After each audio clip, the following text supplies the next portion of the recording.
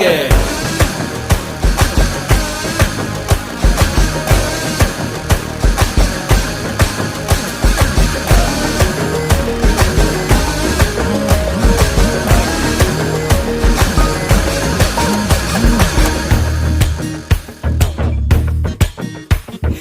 Apple போன போல கையில எடுக்கவா, உன்னை அப்படியே டச் பண்ணி கொடுக்கவா.